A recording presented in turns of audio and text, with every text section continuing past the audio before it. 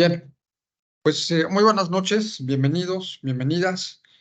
A nombre del Instituto Interamericano de Investigación y Docencia en Derechos Humanos, nos da muchísimo gusto darles la más cordial bienvenida a este programa máster en Justicia de Adolescentes y Derechos de la Infancia.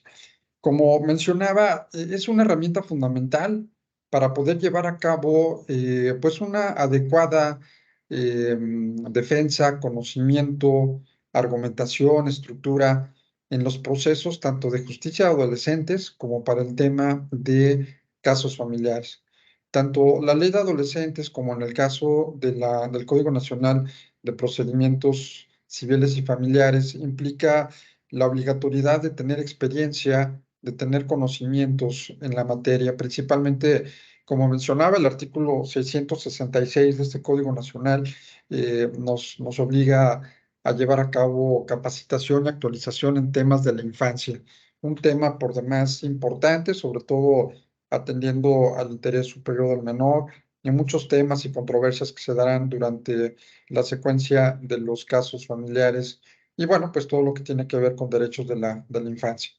Muchísimas gracias por acompañarnos. Hoy iniciamos ya esta actividad, este programa. Esperemos que al final podamos llevarnos una muy buena herramienta, ya que pues estamos teniendo pues, la precaución, el cuidado de tener siempre a los mejores expertos para llevar a cabo pues todas estas capacitaciones, todos estos temas que son de vanguardia. Quiero presentar en esta ocasión a nuestra expositora de esta tarde-noche. Ella es la maestra Mónica Patricia Campos. Estudió la licenciatura en Derecho en la Universidad Anáhuac, asimismo la maestría en Bioética en la misma Universidad Anáhuac. Especialista en Derechos Humanos por la Universidad Castilla-La Mancha en España.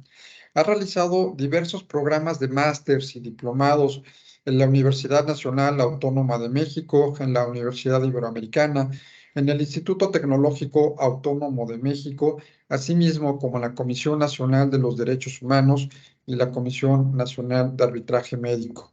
Profesora de la Universidad Nacional Autónoma de México y de la Escuela de Medicina de la Universidad La Salle.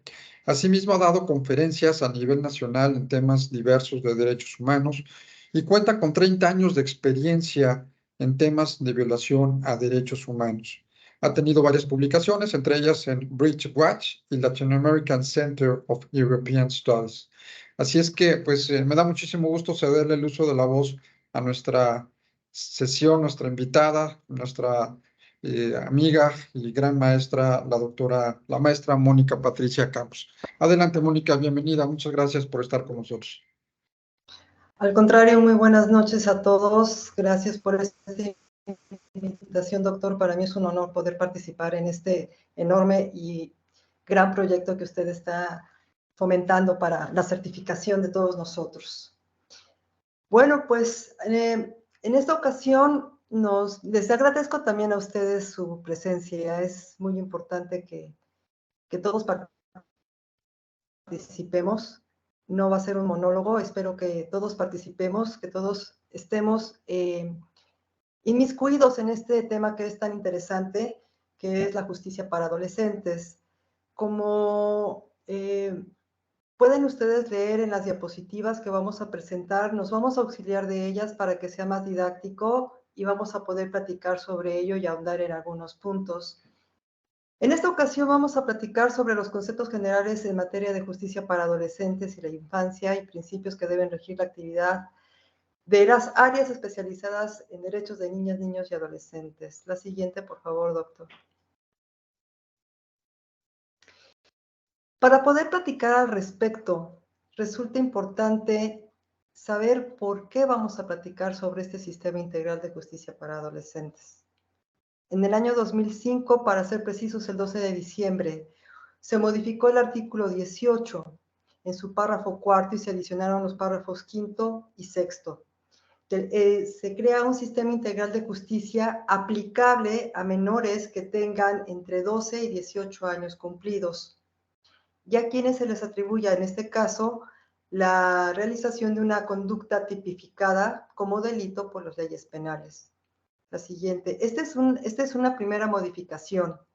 ¿Qué se buscaba con esta modificación? Evidentemente que los adolescentes llegasen a tener un juicio justo, como si esto fuera algo nuevo. Creo que cualquier persona tiene derecho a un juicio justo, pero bueno, este es un objetivo muy específico de esta reforma, que se respeten siempre sus derechos fundamentales, sea como víctimas o imputados.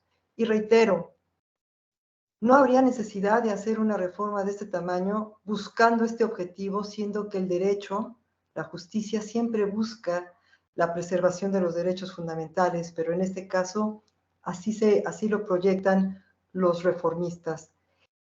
En caso de resultar responsables, estas personas menores de 18 años y mayores de 12 asuman las consecuencias de sus actos a través de la educación y la reintegración social y familiar. Este es un punto importante. ¿Qué se busca con esta reforma?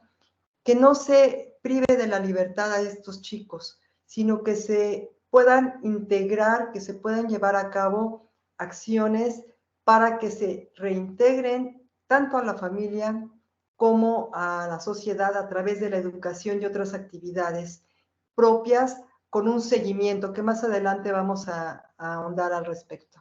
La siguiente, por favor. De acuerdo con el maestro Vasconcelos, se trata de un modelo que no es una continuación de un modo tutelar. Tampoco se trata de un régimen atenuado para adultos, un régimen penal atenuado para adultos. Se trata de un sistema penal especializado para adolescentes que tenga una visión con base en la Convención de los Derechos de los Niños.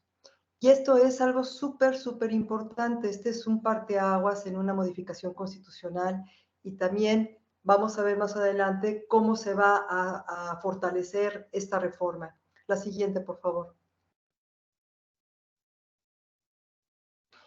¿Cómo se va a ver al adolescente? Se le va a ver como una persona plena de derechos, pero en sus actos no se le puede imputar total responsabilidad porque está en desarrollo.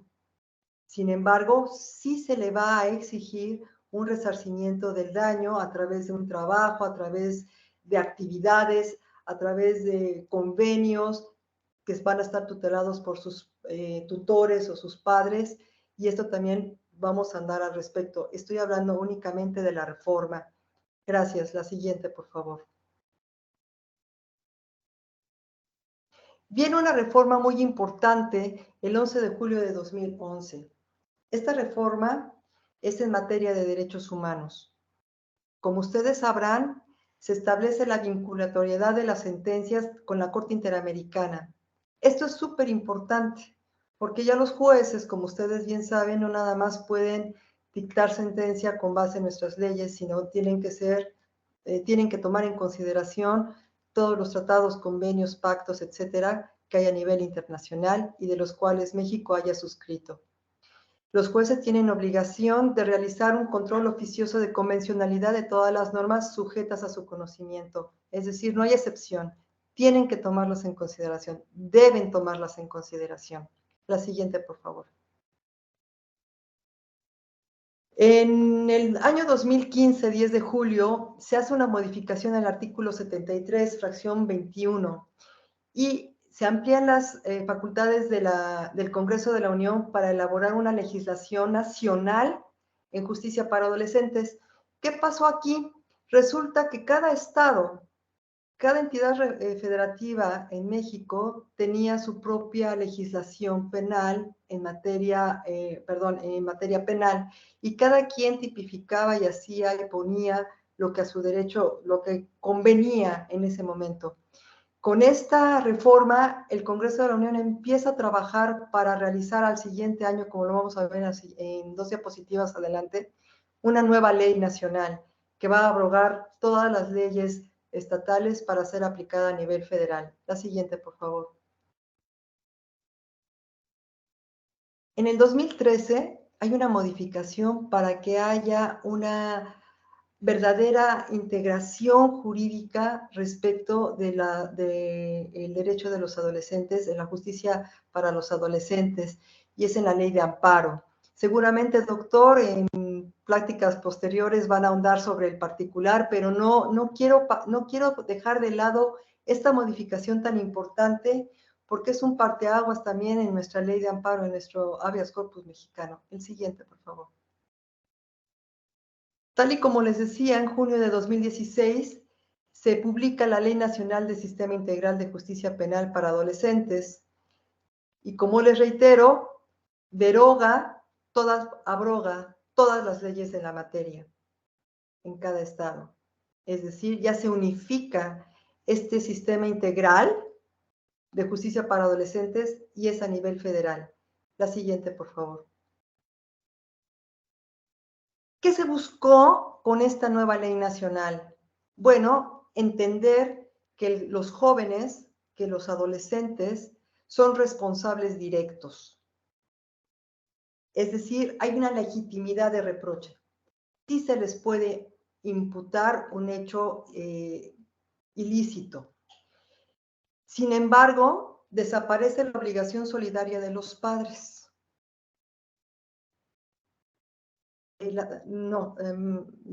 Atrás, por favor.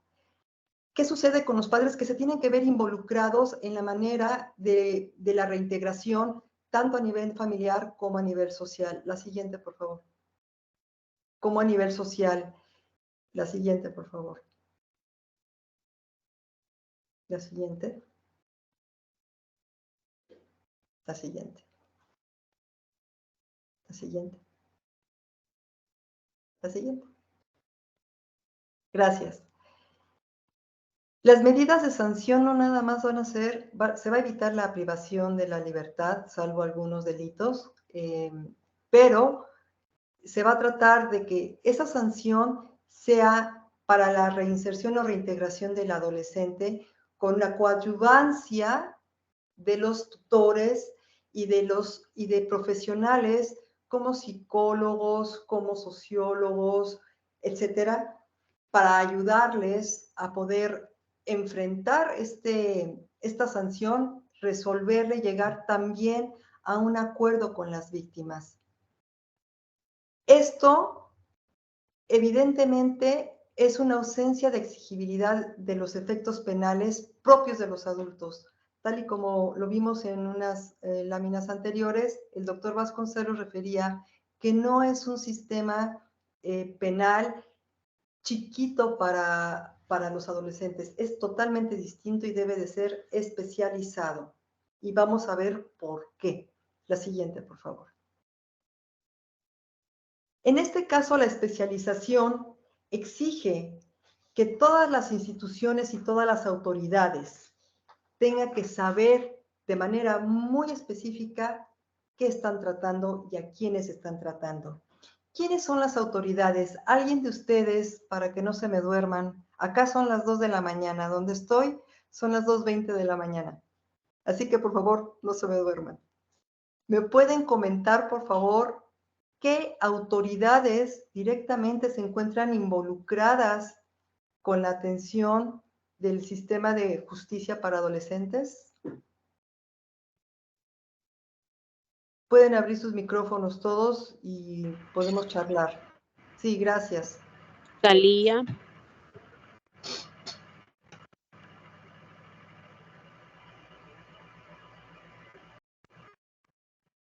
¿Quién quiere hablar? Buenas noches. Hola. Sí, mi nombre es Jessica Márquez Álvarez, pues sería el Ministerio Público Especializado en Justicia para Adolescentes. Exacto. ¿Quién más? ¿O quiénes más? Hola, buenas tardes. Saludos desde Tampico, Tamaulipas. Mi nombre es Roberto. Sería el Ministerio Público Especializado en Justicia Penal para Adolescentes, el abogado defensor. Bueno, al menos aquí en Tamaulipas es especializado también en justicia penal para adolescentes, asesor victimal. Aquí te permiten una persona de confianza para el menor probable responsable. Ya una vez judicializada la carpeta, sería el juez de control especializado en justicia penal para adolescentes, igual abogados, asesores y defensores, apoyo de la psicóloga para la víctima, así como para el probable responsable, y bueno, ya al finalizar la audiencia, si se vincula a proceso el juez y no hay ninguna salida alterna, el juez de enjuiciamiento especializado en justicia penal para adolescentes. Exactamente. ¿Alguien más que pueda abonar a qué autoridades están involucradas también, sumando a lo que nuestro compañero refiere?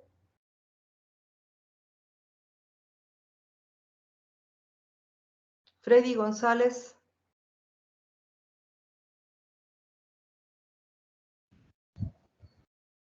Aló, muy buenas noches. Un saludo cordial desde Santa Cruz, Bolivia, para todos. Bueno, en mi país es un continente, ¿no? Indudablemente el aporte es bienvenido. En Bolivia tenemos sí también justicia penal especializada para adolescentes, y acá está más bien a la inversa, mayormente restringido en el tema de las autoridades, a la Fiscalía como a los jueces en materia de justicia penal para adolescentes, y por otro lado a instituciones que tienen que ver con defensas del menor y adolescente específicamente, que son instituciones administrativas, pero coadyuvan en una labor pericial o en socioeconómico para darle una mayor visión al juez y a la Fiscalía en aquellas responsabilidades de orden penal, ¿no? Eso es lo que les puedo aportar.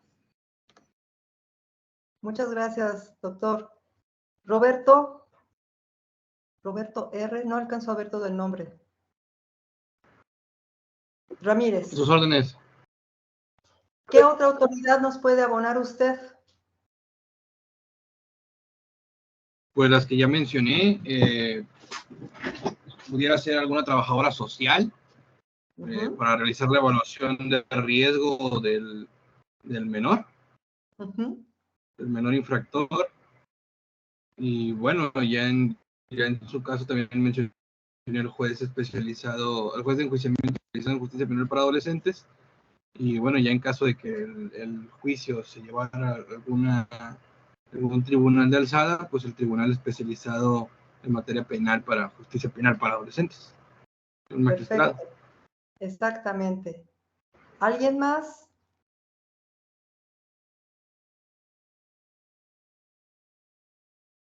Gabino Medina.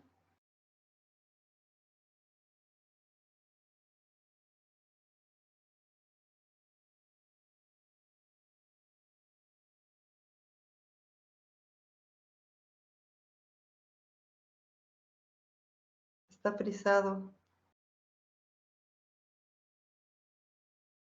José Luis Eloy.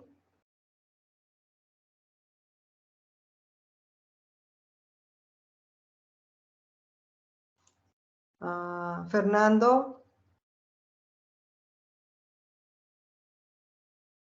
Sí, buenas noches, ¿me escuchan? Sí, claro.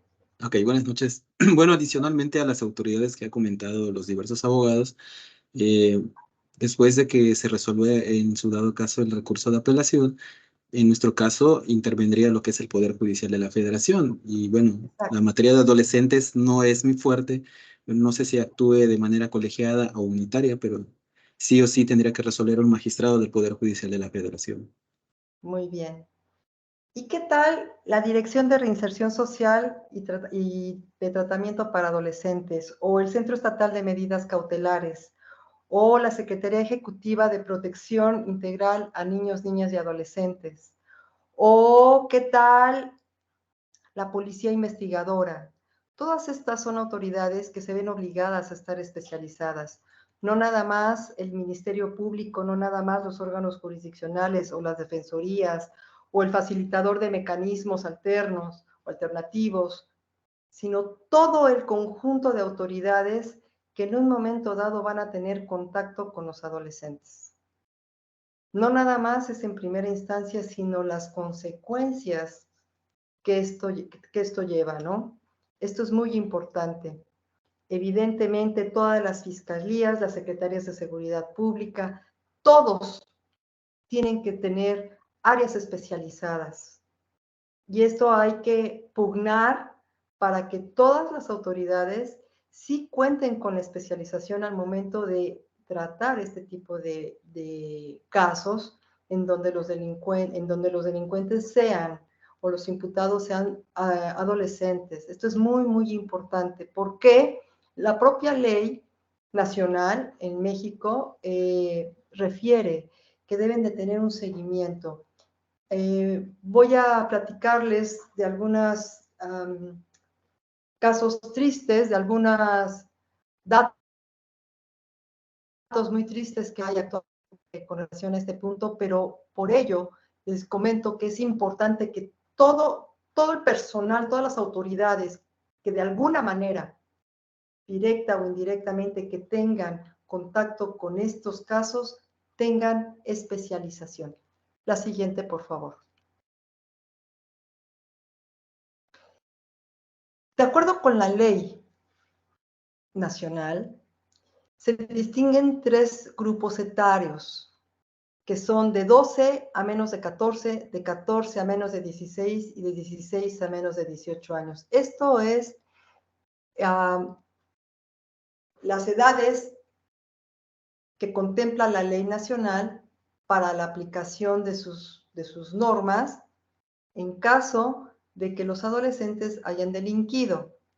Y con base en estas edades se van a determinar los especialistas en estos temas, el responsable del Ministerio Público, el órgano jurisdiccional, la Defensoría, todos tienen que ser equitativos, es decir, tienen que aplicar la ley de acuerdo con las circunstancias en edad, entre otras. Vamos a platicar sobre ello.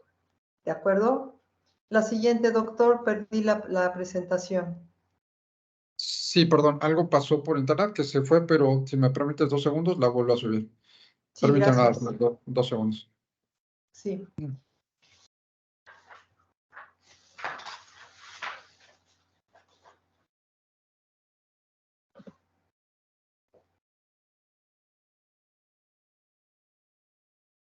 ¿Qué pasa cuando un adolescente delinque y viene de una familia violenta?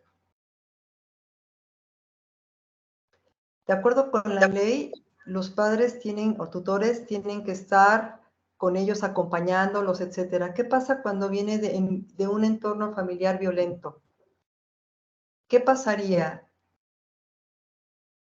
La ley obliga a los padres a intervenir como parte de esa maquinaria para la reinserción social de este individuo, de los individuos adolescentes. ¿Qué pasa cuando él viene de un medio violento? O que el papá se encuentra o la mamá se encuentra interna en un centro penitenciario. ¿Qué pasa? Como alguien de ustedes comentaba, los trabajadores sociales y los psicólogos tienen que intervenir de manera directa. Las instituciones de procuración de la infancia también tienen que intervenir para proteger y salvaguardar los derechos de los menores. Eso es ley. Perdón, Mónica, una pregunta. Estamos ya con la presentación. Está perfecto. ¿Correcta? Sí, perfecto. Está perfecto. Gracias. Gracias. ¿Por qué se busca la especialización? Porque la especialización va a buscar siempre las formas alternativas de justicia para que se observen en una aplicación del sistema siempre que resulten procedentes. ¿Por qué? Porque no es lo mismo que un menor de 12 a 14 años delinca a un menor de 16 a 18, porque su desarrollo cognitivo, su desarrollo social es distinto. ¿Qué pasa si es una mujer? Es totalmente distinto. Y entonces estas formas alternativas que prevé la ley nacional exigen la especialización, no nada más del Ministerio Público, no nada más de las autoridades jurisdiccionales, sino de aquellos que tienen que entrar de manera directa en contacto con la persona, con el adolescente, para poder desarrollar estas medidas alternativas de solución. ¿De acuerdo? Si tienen alguna duda, observación, aclaración o lo que sea, me interrumpen, no hay ningún problema. La siguiente, doctor, por favor. De acuerdo con la ley nacional, el proceso será acusatorio y oral. Se va a buscar siempre evitar que se presente ante el juez, siempre se van a buscar medios alternos, siempre, salvo en los delitos previstos en la propia ley nacional. Si no me equivoco, es el artículo 113 que establece los delitos que son graves, pero ahorita vamos a entrar en ello. La siguiente, por favor. ¿Qué es el internamiento preventivo? El internamiento preventivo resulta ser un plan de actividades, se supone, con tiempos y espacios para que cada adolescente tenga educación, actividades deportivas, culturales, y lamentablemente en México, compañero de Bolivia, yo supongo que también en su país, esto es una muy buena intención, pero no hay el suficiente personal, no hay los espacios indicados, no hay una especialización real, y por eso este tipo de pláticas, estos proyectos del doctor Arellano son tan valiosos, porque estos nos hacen conciencia, nos hacen ver que sí, todo está lindo en la ley, que sí tienen muy buenas intenciones, que sí, todo está maravilloso, pero en realidad nos falta un trecho enorme por recorrer. La siguiente, por favor. La ley nacional, de acuerdo con los legisladores y con las intenciones del Congreso en general, se basa, se fundamenta en estos instrumentos internacionales que son sumamente importantes. La Convención Americana de Derechos Humanos, pues evidentemente es un listado de todos los derechos que nos aplican a todas las personas y que está de la mano con la Convención, con la Declaración Universal de los Derechos Humanos y con todas las declaraciones bellísimas que sobre derechos humanos hay y que hoy por hoy no se aplican, por lo que ustedes gusten. Si se aplicaran, no estaríamos aquí. Necesitamos especialistas para que tengamos conciencia respecto de esto. La ley nacional también tiene un fundamento sustancial, que es la Convención sobre los Derechos del Niño, en particular en los artículos 37 y 40, que hablan en términos muy generales de la protección de los derechos de los menores, de los niños. Los niños no en el sentido que vamos a ver adelante, que son los niños de 0 a 12 años, no. Para la convención son hasta los 18 años, los niños son hasta los 18 años y así quiero que no nos quedemos, hasta los 18 años. Las reglas de Beijing para la administración de justicia de menores. Estas son 30 reglas. Estas reglas, en términos generales, van a procurar el bienestar del niño, la prevención del delito y que se dé una preferencia a la justicia de menores y una correcta administración de esta. Es decir, la celeridad, el juicio rápido, un juicio justo, etcétera, juicio justo. Y esto me llama mucho la atención en todos los tratados y convenciones hablan de juicios justos. Entonces, ¿hay juicios injustos? Pregunto.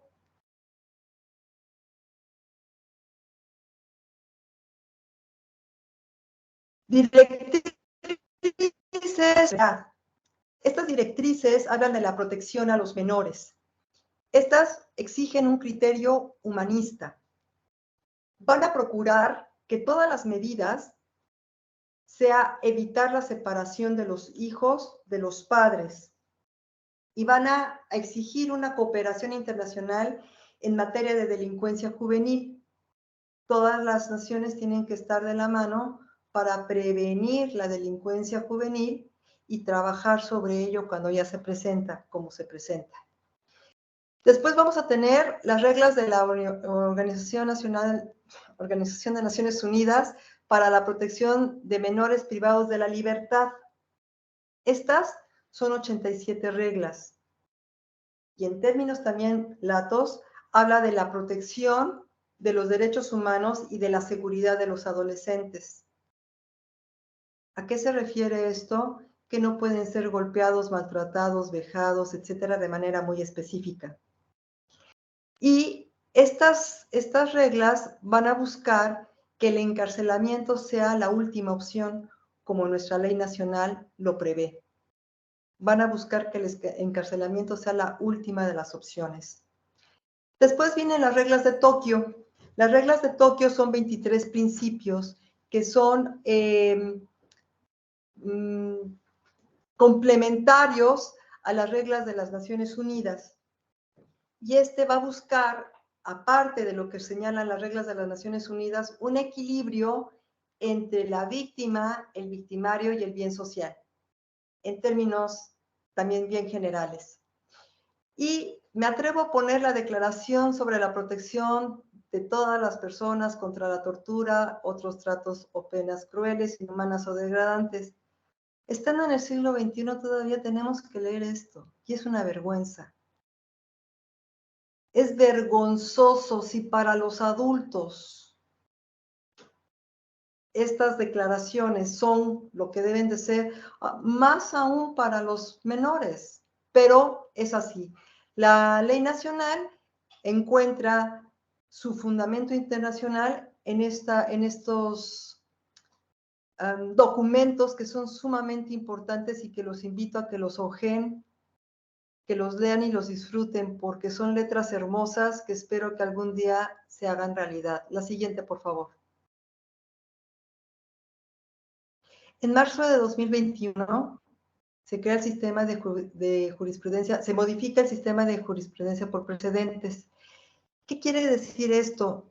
Antes, ustedes lo saben, para crear la jurisprudencia tenían que tener 3 a favor, 2 en contra, etcétera, etcétera. Ahora no, ahora es con efectos inmediatos. ¿Por qué? La ley nacional exige celeridad. La ley nacional busca que los juicios sean breves, sustanciosos, rápidos, reales, orales, breves. Y evitar, en su caso, que los menores lleguen ante un juzgado. La siguiente, por favor.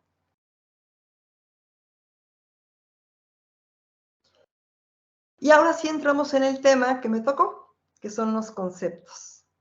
Y antes de que me dé la siguiente, me gustaría que participara, déjeme busco, Maritza, me gustaría escucharla y que nos comentara qué es un niño.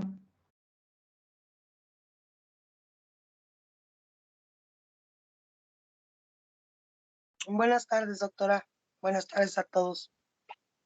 ¿Me escuchan? Gracias. ¿Sí? Sí. Bueno, ¿qué es un niño? ¿Sí?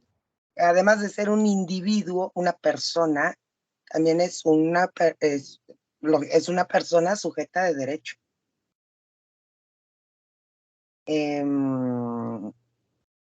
Bueno, con infinidad de derechos a la dignidad, por el hecho de ser humano.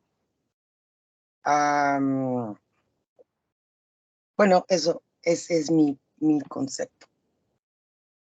Muy bien, muchas gracias. Marta Barroso,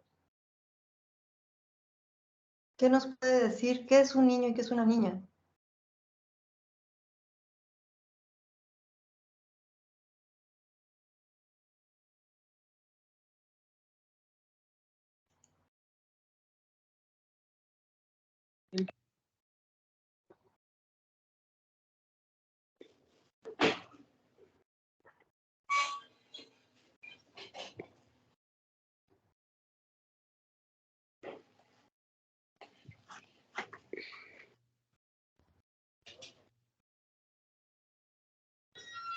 No, no le escuchamos.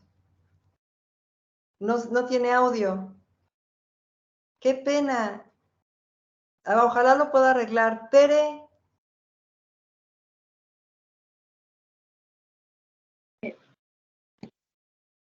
Buenas noches, ¿me escuchan? Hola. Sí, claro. Ok.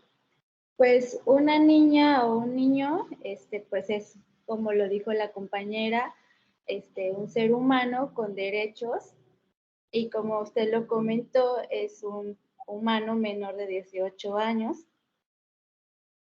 Pues en términos generales eso sería, ¿no? Muy bien, muy bien. Efectivamente, la Convención de los Derechos del Niño refiere que se entiende por niño todo menor de 18 años de edad, salvo que en virtud de la ley que le sea aplicable haya alcanzado antes la mayoría de edad. Hay países en donde la mayoría de edad es a los 16 años. ¿De acuerdo? Esos son niños y niñas. Pero ¿qué pasa en México? La ley nacional refiere Y las pusieron a que trabajar. 3 niños a los 12 años. ¿Sí me escuchan? Ahora sí las pusieron a trabajar. Sí, es que por ahí Claro, no teníamos escuchan. un poquito, algunos micrófonos abiertos, pero en lista de espera estaba Elvia Reséndiz y el doctor Morales Brand, que querían participar. Entonces, si quieren, Ay, doctor Elvia Morales, Reséndiz. no lo vi, pero por favor, lo escuchamos.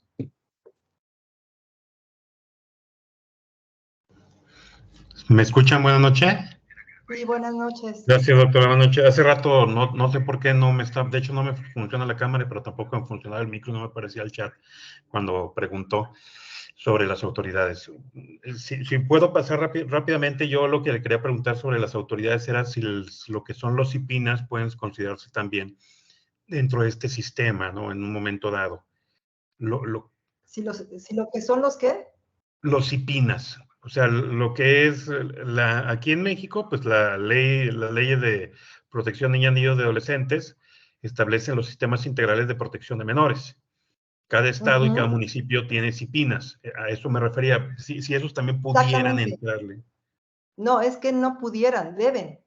Okay. Deben. Como comenté, todas las autoridades se ven involucradas. Les voy a comentar por qué. Porque cuando el menor está solo en este mundo, porque hay muchos que están solitos, no tienen papás, o si los tienen, están en un centro de adaptación o tienen problemas de algún otro tipo, todo el sistema está diseñado para que cualquier institución que pueda proveer seguridad y seguimiento y acompañamiento y protección tiene que ingresar, tiene que participar, sí o sí.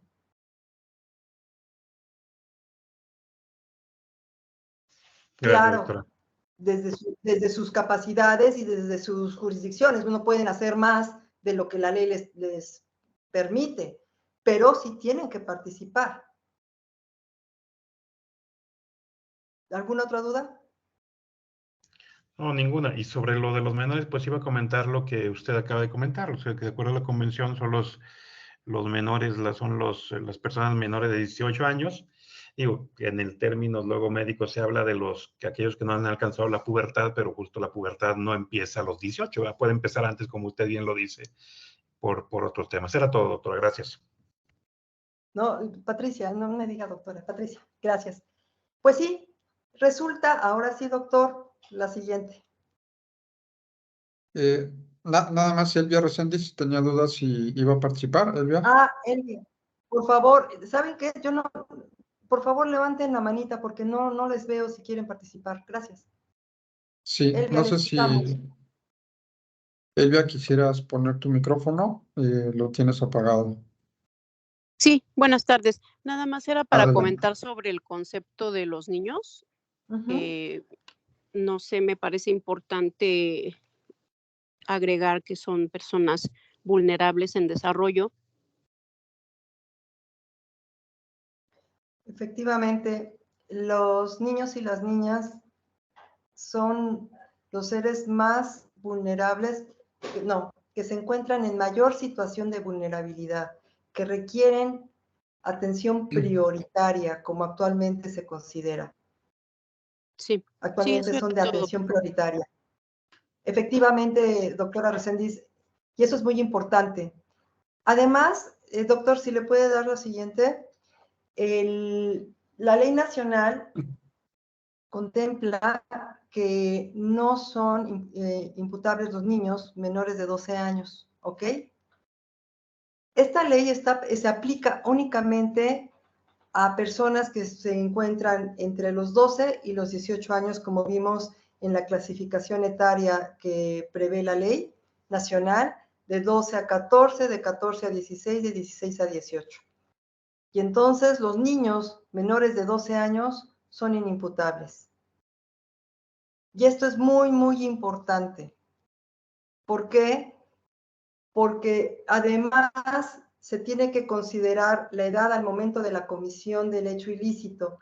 Si se denuncia a un menor que actualmente tenga 14 años y se dice que cometió algún hecho ilícito cuando tendría 10,11 meses, no, o 11,11 meses, no es imputable.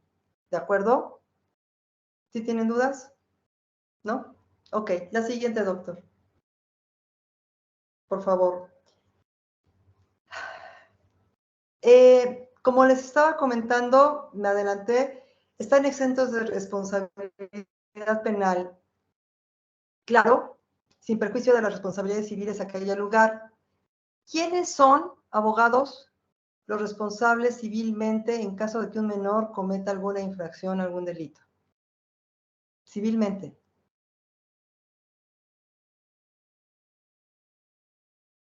Fernando. Los padres. ¿Quiénes serían? Claro, los tutores, los padres, los responsables de ellos. Pero no en materia penal, únicamente civilmente. En caso de que la autoridad advierta que los derechos de estos niños o niñas están siendo amenazados o violados, deberá dar aviso a la Procuraduría de Protección competente, lo que comentaba con el doctor previamente. Evidentemente, todas las autoridades, de alguna manera especializadas en materia de menores, tienen que intervenir sí o sí, sea directamente, indirectamente, de manera pronta o de manera tardía, pero tienen que intervenir. ¿De acuerdo? La siguiente, por favor. Ahora me pueden decir, por favor, déjenme ver. María José, ¿me puede decir usted qué se entiende por adolescente?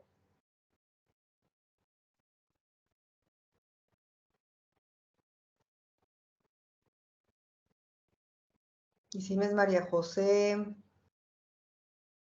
William.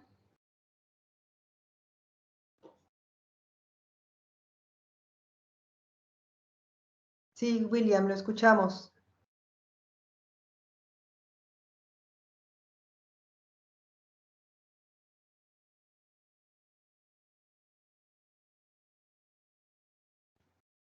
William. Tienes el micrófono apagado, William, si quisieras habilitarlo, por favor.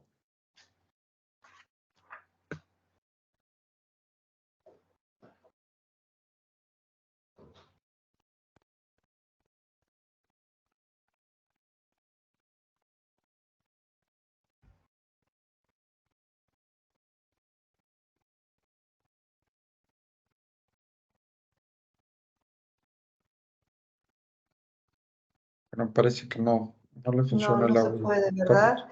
A ver, vamos a buscar a la Elvia Reséndiz.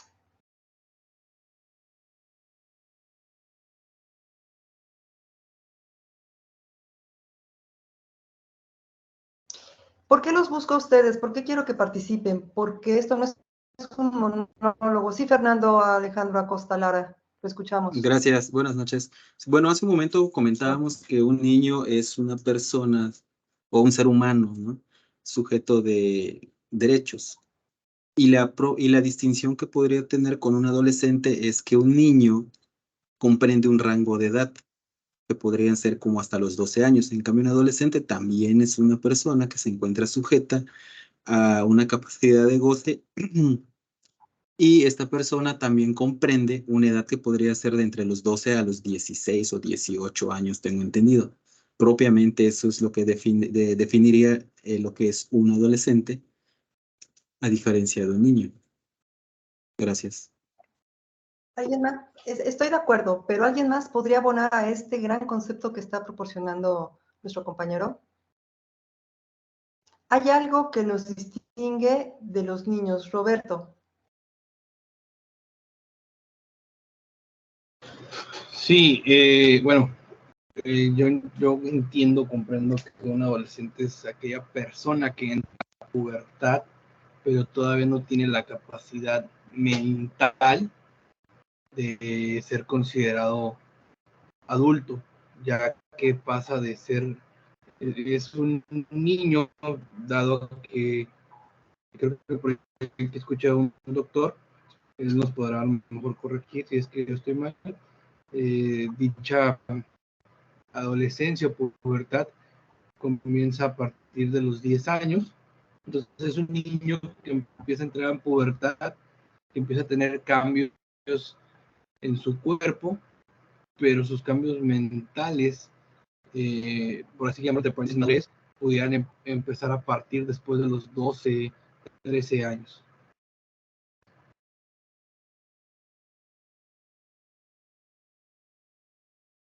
Tiene levantada Elvia la mano, por favor. William también la levantó. Sí, Elvia. Pues Elvia.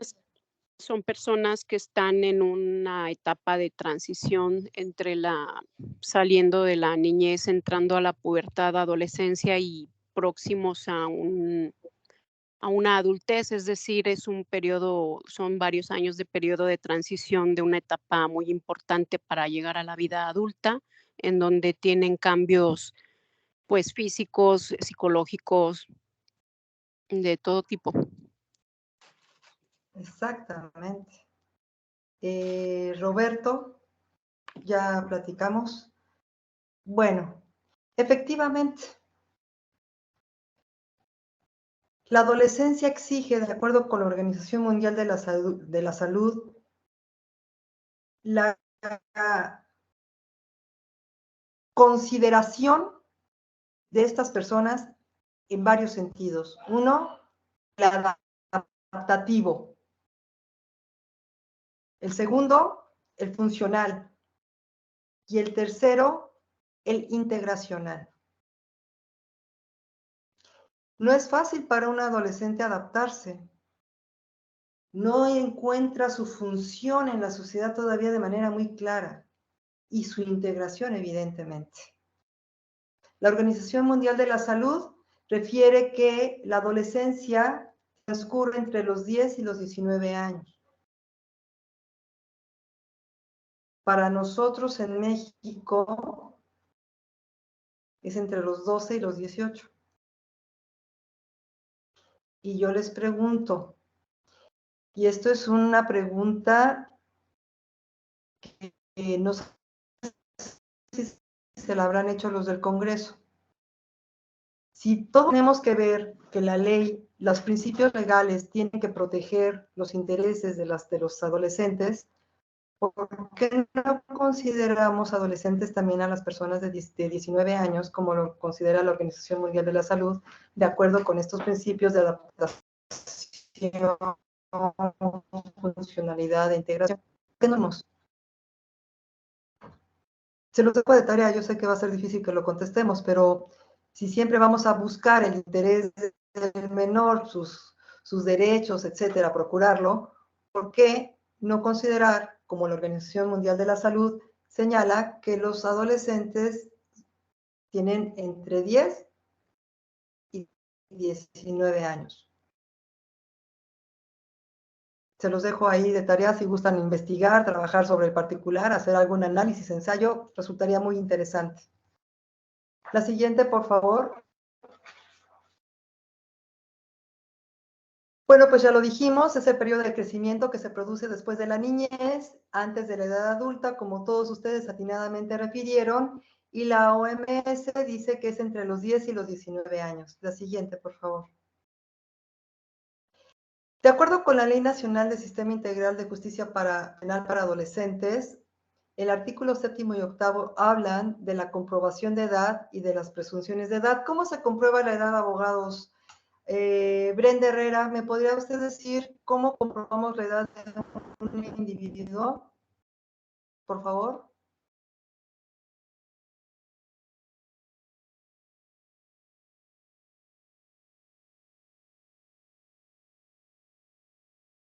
Elvia. Ahorita le doy la palabra a William. ¿Será por el acta de nacimiento? Claro, claro. Evidentemente es el documento oficial. ¿Y qué pasa si no la tenemos? William, ¿qué pasaría si para comprobar la edad no tenemos ese documento tan importante que es el acta de nacimiento?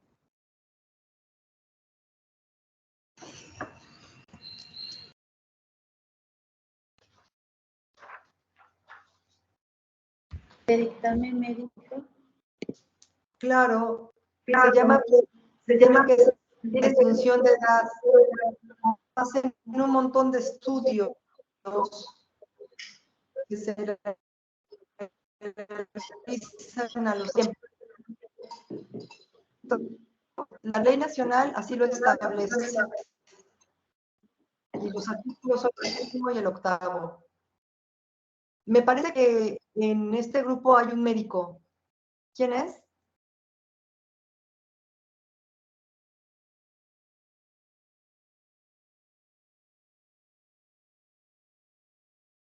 ¿De médico? Doctor Arellano, ¿no sabe usted si alguien es médico? Que yo sepa, no. No todos de Ok. formación jurídica. Ujú. Muy bien. Bueno, pues entonces los peritajes que alguien dijo atinadamente médicos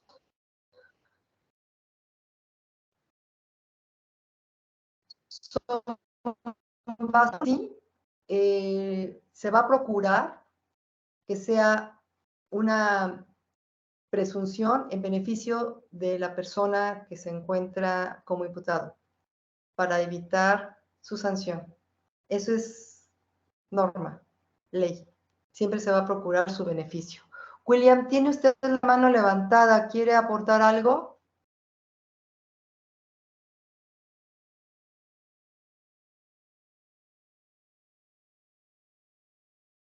Creo que no.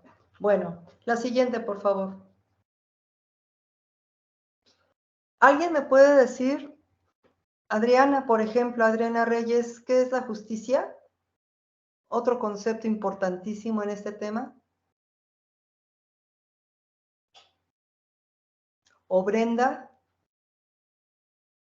o Freddy, o Fernando, o quien sea, levante la mano y por favor participen. A ver, Fernando. Gracias. Precisamente el día de ayer platicábamos con el doctor Arellano que la justicia es un concepto hasta cierto punto inacabado, ¿no? Porque tiene que ver con la cuestión filosófica en un momento dado, ¿no? Para poder comprender y darle la dimensión que corresponde realmente a este concepto. Hoy en día, decir que la justicia es darle a cada quien lo que corresponde, hasta cierto punto ya no es un concepto innovador, tan vanguardista, podríamos decir, ¿no? Sino que en este caso la justicia, desde mi punto de vista, ya vendría siendo el juzgar, el resolver los asuntos desde una perspectiva que no sea lo que necesariamente nos impone la ley, ¿no? En determinados casos, sino en hacer esa reflexión sobre el determinado asunto que tenemos y resolver con esa visión que hoy en día es demasiado, muy marcado en digamos, en nuestro sistema jurídico y que vendrían siendo en este caso los derechos humanos, ¿no? Todo lo que es el paradigma de impartición de justicia actualmente ha evolucionado hasta ese grado, ¿no? Entonces, para mí eso vendría siendo la justicia. Muy bien, y coincido plenamente. ¿Alguien más?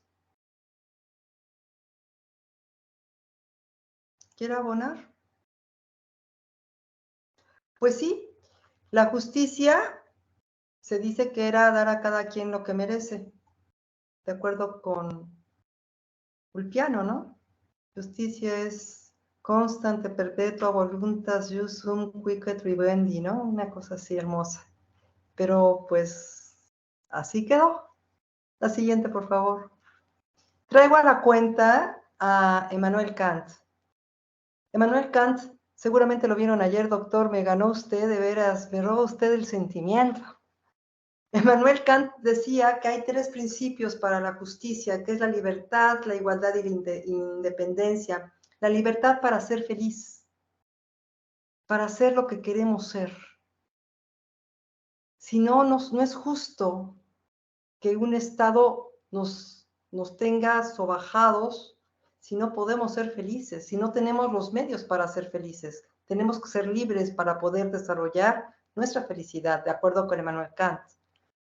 La igualdad refiere que todos tenemos el derecho de ejercer esa libertad para ser felices, según Immanuel Kant. Y independencia, con independencia de la voluntad estatal, con independencia de las circunstancias, tenemos que mantener nuestra igualdad y nuestra libertad para que en realidad haya justicia. Y entonces, lo que comentabas, Fernando, es tan cierto como lo que Immanuel Kant hace algunos ayeres refería. La siguiente, por favor. La justicia no se puede dar, no puede existir, como bien lo señalaba Fernando y como seguramente el día de ayer que no pude entrar, doctor, refirieron, debe de estar de la mano con la equidad. Aristóteles decía que la equidad es la justicia real porque se aplica al caso. No podemos aplicar a rajatabla todo porque no somos iguales, las circunstancias son distintas. Por eso, este sistema nacional debe de ser especializado, porque debe aplicarse la justicia, la norma de manera equitativa, en consideración a las circunstancias de los adolescentes y de las adolescentes. Debe de ser imparcial. ¿Qué se refiere a la imparcialidad? Pues evidentemente que no haya parcialidad, que el juez vea las cosas de manera plana, tratando de ser lo más equitativo posible. Y sobre todo que sea empático. La empatía en estos días no se da, somos muy egoístas y vemos cada quien para lo que nos importa. Empatizar, ponernos en los pies del otro, poderlo entender, poder comprender su situación y avanzar con él y para él, yo creo que es lo mejor que podemos hacer por los adolescentes. Y el respeto, base fundamental de todas las relaciones humanas. Sin respeto, equidad, imparcialidad, empatía, no hay justicia. Eso es sine qua non. ¿Alguien puede abonar algo más al respecto? ¿Me gustaría abonar algo más? ¿Algo que se me haya escapado con relación a estos 4 puntos que van de la mano con la justicia?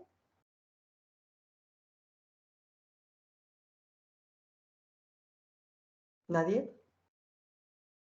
Ok, la siguiente, por favor. La justicia tiene 3 sentidos: el sentido ético, el institucional y el jurídico. El sentido ético que nos mueva a cada uno cuando estamos realizando nuestras actividades profesionales, personales, familiares, sociales. La justicia tiene que ir con estos 4 elementos en un sentido ético, de nosotros hacia afuera. Institucional, cuando estamos trabajando a nombre de una institución, seamos Ministerio Público, seamos Defensoría de Oficio, seamos las personas que tienen los medios alternativos, seamos las personas que sean, que estemos en una institución, tenemos que trabajar con el sentido de justicia. Y jurídicamente, como bien lo referían el día de ayer y como lo acaba de reseñar Fernando, evidentemente la justicia no es nada más aplicar la ley y ya. Así dice, así es como receta de cocina, no. Es tratar de ser equitativos y sobre todo empáticos para que haya un verdadero sentido de justicia. La siguiente, por favor. ¿Alguien me puede decir, por favor, Marta, Tere, William, Jessica, qué son los derechos humanos? Marta, ¿ya se arregló su micrófono? ¿No? Qué pena. Pero qué bueno que tiene su cámara encendida. Me da mucho gusto. Tere, Maritza, María José, ¿alguien que quiera participar y que nos diga qué son los derechos humanos?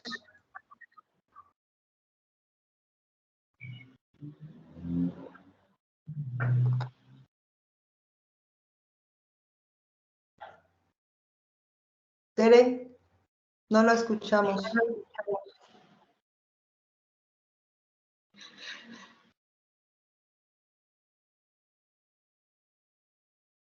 No, creo que tenemos problemas. Elvia.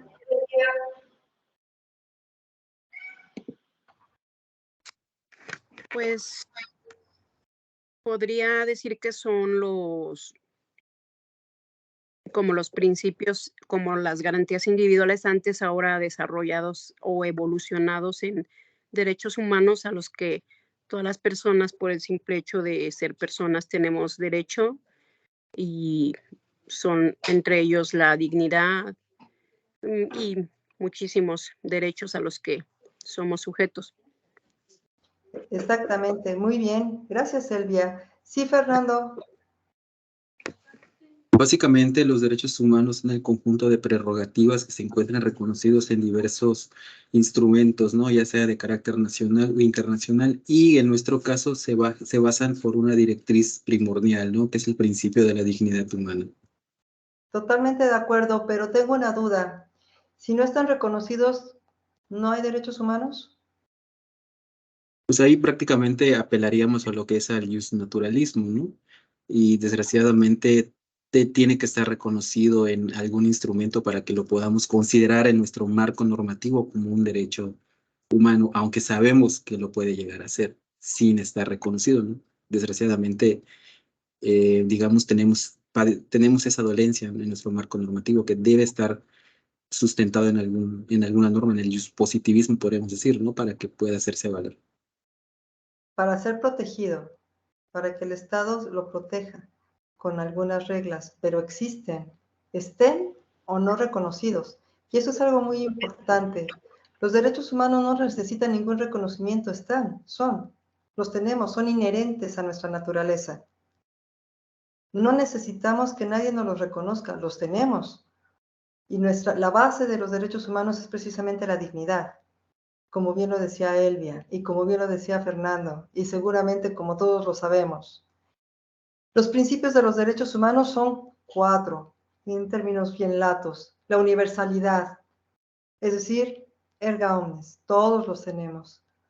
Progresividad, van mejorando, van incrementándose. Lo que antes era primera, después se hizo segunda generación, después se reconoce en tercera generación y ya después ya no hay generaciones, ya es un cúmulo de derechos humanos y van perfeccionándose en su cuidado. Son indivisibles. ¿A qué se refiere la indivisibilidad? Que no porque yo tenga unos ya no puedo tener otros o los tengo a medias porque estoy recluida, ya no tengo ciertos derechos humanos. No, no, son indivisibles, son todos míos por el simple hecho de ser humano. Y son interdependientes porque no chocan unos con otros. Mis derechos humanos, sus derechos humanos, nunca van a estar confrontados. Son interdependientes. Si mis derechos humanos son salvaguardados, son cuidados, procurados, reconocidos, protegidos, respetados, los de ustedes también. Todos los derechos humanos son interdependientes. Cuando a alguien se le conculcan sus derechos humanos, no nada más se le conculcan a una persona, se conculcan de manera interdependiente al resto de las personas que lo rodean. Por eso es tan delicada la violación a los derechos humanos, porque no afecta nada más al individuo, afecta a un entorno y después al entorno secundario, después a la sociedad y después va corrompiendo a nivel macro, que es lo que hemos visto tristemente en muchos países. La siguiente, por favor. Los principios, hasta aquí quiero que tengamos bien claro cuáles son los conceptos que tenemos que tener presentes cuando estemos hablando de este sistema especializado para los adolescentes. Siempre la justicia, los derechos humanos, la dignidad, todos los valores éticos, todo lo que nos obligue a actuar con un deber ser bueno. No bueno de ay, qué lindo, bueno buscando la justicia, la equidad, bueno buscando las cosas realmente positivas para el individuo y para la sociedad. ¿Cuáles son esos principios finalmente que se van a aplicar con todos estos conceptos de que hemos hablado en la actividad especializada de las áreas? Doctor, ¿me puede dar la siguiente, por favor? El primero es el interés superior de la niñez, entendiendo que la Convención de los Derechos de los Niños comprende niñez al recién nacido hasta 18 años, ¿de acuerdo? ¿Sí me siguen? Bien. ¿Cuál es el interés superior de la niñez? El derecho, principio y norma del procedimiento dirigido a asegurar el disfrute pleno y efectivo de todos sus derechos en concordancia con la Ley General de los Derechos de las Niñas, Niños y Adolescentes. Y esto así lo establece el artículo 12 de la Ley Nacional del Sistema Integral de Justicia para Adolescentes. Y se oye bien bonito.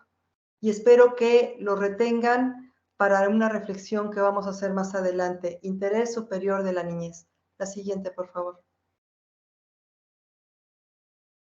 Estos principios de interés superior de la niñez también van de la mano con el reconocimiento de los adolescentes como titulares de derechos. También que se tiene que tomar en consideración su opinión. En este caso, el sistema está procurando escuchar al adolescente, saber las razones que lo motivaron, que lo movieron a delinquir o a realizar alguna conducta ilícita. Saber las condiciones sociales, familiares, individuales de la persona adolescente. Y algún compañero refirió trabajadores sociales. Efectivamente, trabajo social tiene una labor primordial en estos temas, porque su obligación es entender el entorno personal, familiar, social de la persona adolescente que se encuentra sujeta a un proceso. Los derechos y garantías de las personas adolescentes y su responsabilidad. Estos principios siempre con base en el interés superior de la niñez. ¿De acuerdo? La siguiente, por favor. El interés público, los derechos de las personas y de la persona adolescente. ¿Por qué? Porque se va a buscar reintegrar. Se va a buscar que esta persona que erró en alguna conducta se reintegre sanamente al entorno familiar. Pero ojo, a veces los que necesitan más atención son los familiares. El joven es la consecuencia. Pero, doctor, esa es tarea que tenemos que ver más adelante. Efectos o consecuencias que la decisión que se adopte pueda tener en un futuro en la persona adolescente. Evidentemente, como ya les dije, se va a buscar que la privación de la libertad sea la última opción, salvo los delitos que así lo exijan, y lo vamos a ver también en unos minutos. La colaboración de las partes intervinientes para garantizar su desarrollo integral e integridad personal. ¿Qué quiere decir esto? Que todas las personas que van a estar involucradas en el caso de un adolescente que delinque o de la víctima, tienen que coadyuvar para que se garantice un desarrollo integral, que no se frustre ese desarrollo, que no se desvíe, que no se merme, para que sea positivo, de este error salga algo positivo y siempre se salvaguarde su integridad personal, entendiéndose como integridad personal, no que lo golpeen, no, señores. Su integridad personal, su psique, su desarrollo, su autoestima, que está en desarrollo, ¿vale? Gracias. La siguiente. Pues bien, ¿cuáles son los principios que deben de regir? Pues bien fácil, la celeridad, máximo de 6 meses. Esto es de acuerdo con la ley. Con características garantistas, que se le declaren sus derechos, se le tiene que informar qué derechos tiene, que haya audiencias equitativas, es decir, que las partes tengan tanto un representante, una persona, si él necesita atención psicológica, que esté asistido por un psicólogo, que estén sus padres, también de la víctima, etcétera. Que haya un acompañamiento, que las medidas de sanción que sean diferenciadas de acuerdo con la naturaleza de la persona y absolutamente distintas a las de las personas adultas. Que haya una última ratio respecto a la privación, perdón, me equivoqué, puse privación de la libertad, pero también que haya proporcionalidad, que haya transversalidad, que haya, por supuesto, la presunción de inocencia. Esto es básico. Que haya una certeza jurídica. Que haya flexibilidad, siempre en beneficio del adolescente. Que la justicia busque la restauración, es decir, una reparación del daño, una conciliación, un sentido colectivo de seguridad, tanto para el adolescente como para la familia y la sociedad. Que haya un principio de inmediatez. Alguien comentaba en un principio que intervenga directamente un magistrado o un juez, nadie más, en caso de que sea sometido a un juicio. ¿De acuerdo? La siguiente, por favor, ya vamos a terminar. Más bien, ya terminamos. Sí, ya son todas. Sí, ya terminamos. Aquí, en términos superlatos, y creo que me colgué muchísimo, perdón, es los puntos más importantes para poder adentrarnos en este sistema tan importante. Yo les agradezco su atención a todos ustedes, doctor, a usted la oportunidad, el apoyo y la confianza para poder platicar con ustedes de este tema tan importante. Antes de concluir, les quiero pasar unos datos que sé que los van a alarmar. Resulta que la Encuesta Nacional de Adolescentes en el Sistema de Justicia Penal del 2022 refiere que aumentaron el número de adolescentes que delinquen con relación al 2017. El 30.2% se encuentra en centros de internamiento. El 56.5% no implicó una sanción privativa de la libertad. Sin embargo, en el 2017, el delito por el que se privaba de la libertad era el robo. Actualmente es la violación, el homicidio, la aportación de arma de fuego, la posesión de drogas, el comercio de drogas y los delitos sexuales. El coordinador de Tejiendo Redes Infancia, así se llama la organización, refirió en una entrevista que no se aplican las estrategias realmente, porque no hay un acompañamiento ni en el encarcelamiento ni en el tratamiento de libertad. No hay espacios para la participación real de los adolescentes. Y algo que a mí me llamó muchísimo la atención es que el 96.2% de los adolescentes refiere saber leer y escribir recados. Recados. El 71.7% tiene educación básica. La mitad de las personas que han delinquido no trabajan, no estudian, no hacen nada. Más de la mitad proviene de un entorno familiar violento.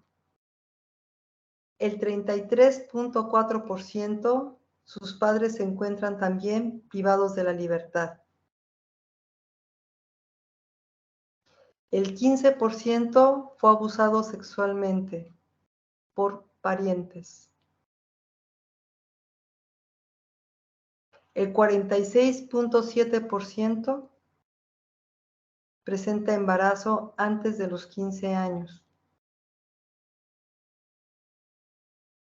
Y estas son cantidades alarmantes, porque como platicábamos, tanto en México como en Bolivia y como en otros países de Sudamérica y creo que en el resto del mundo, la ley es hermosa, tiene muy buenas intenciones, pero la realidad es muy cruda. Y tenemos que trabajar al respecto, pero de veras. Los que somos abogados, los que son médicos, los que coadyuvan de alguna manera en estos temas, nos tenemos que poner las pilas de veras y dejar de bla, bla, bla para actuar. Y estos foros, estos espacios, más que informativos, deben de ayudarnos a crear conciencia y asumirnos con la responsabilidad que nuestra profesión nos exige, pero sobre todo que como seres humanos tenemos. Les agradezco muchísimo su paciencia, su participación. Gracias de nuevo. Doctor, le cedo los micrófonos y un abrazo a todos. Muchísimas gracias, Mónica. De hecho, quiero agradecer de manera muy particular. Entiendo, estás en Europa, 8 horas de diferencia. Es madrugada para ella. Y con el profesionalismo que la caracteriza, me dijo, no, yo porque estoy puesta, me gusta mucho hablar de estos temas y bueno, pues te estamos desmadrugando. Así es que, primero, muchísimas gracias por tu profesionalismo. Segundo, una gran experta. Para los que se incorporaron posteriormente de la presentación, con una gran experiencia en derechos humanos, en la Comisión Nacional de los Derechos Humanos, teniendo estos casos de viva voz de todos los daños, la afectación, todas las consecuencias que hay con el sector tan vulnerable como es el caso de la niñez, como es el caso de las adolescentes. En este programa analizaremos el interés superior del menor, dado inclusive a una ponderación de derechos para efectos de salvaguardar estos intereses. Y quisiera simplemente abonar y cerrar con un análisis doctrinario que ha sido coincidente a nivel mundial en temas de derechos humanos, que no solamente son estas prerrogativas que tenemos, que efectivamente en la reforma constitucional en México, gracias a Dios, se quita la palabra otorgar. La Constitución no puede otorgar estos derechos ni garantías, sino el reconocimiento, como bien se mencionaba, y este reconocimiento en el artículo 1 de nuestra Carta Magna de los derechos humanos, cosa que nos abre un panorama argumentativo muy interesante. Entra el neoconstitucionalismo, que es un tema mundialmente ya conocido, para efecto de poder entrar no solamente al análisis de la Constitución, sino ya entra la argumentación, entran todos estos principios, como lo señala el profesor Robert Alexi, en relación a normas y mandatos, normas y principios, en los cuales no solamente la norma jurídica, sino el buscar cómo llevar a cabo el cumplimiento de esa norma, sobre todo en temas de derechos humanos, que como decía Mónica, pues es una de leyenda y de lectura y de legislación y tratados, es muy hermoso, pero en la práctica requiere un tratamiento especial, mucha sensibilización. Los derechos humanos ahorita están hablando de valores universales, cosa que antes no se hablaba, hablar de respeto, hablar de honestidad, hablar de de tolerancia, de inclusión, son valores universales que por supuesto el jurista debe de considerar en una argumentación más allá de lo árido que pueda ser nuestra Carta Magna o cualquier otro tratado internacional. Si es que, pues bueno, pues ya no quiero desvelarte más, Mónica, me siento culpable de que pues No. ya ahorita son como las 3, 4 de la mañana, ya no sé, por allá en Europa. eh, Seguramente ya muy tarde, pero bueno, pues queríamos iniciar con una gran expositora, con una gran experta que nos abriera esta parte de sensibilización que va a ser muy importante, sobre todo para el tema de niños, niñas y adolescentes. Y pues agradecerte nuestro respeto, nuestra admiración. Muchísimas gracias, Mónica, por compartirnos esta experiencia. Muchas gracias a todos y a todas los que estuvieron en esta primera sesión. Vamos a continuar dialogando sobre estos temas. Y pues bueno, muchísimas gracias, Mónica. ¿Qué te puedo decir? Nuestro afecto, nuestra admiración. Ya duérmete, por favor. Y a todos los demás, muchísimas gracias por habernos acompañado en esta sesión. Muchas gracias. Un saludo a todos, México, todos los rincones de México, Bolivia. Muchas gracias, doctor. Mi afecto, mi cariño, mi admiración, mi respeto para usted y para todos ustedes. Gracias por su paciencia. Quedo a sus órdenes. Un abrazo. Chao. Buenas noches. Gracias. Gracias, buenas noches.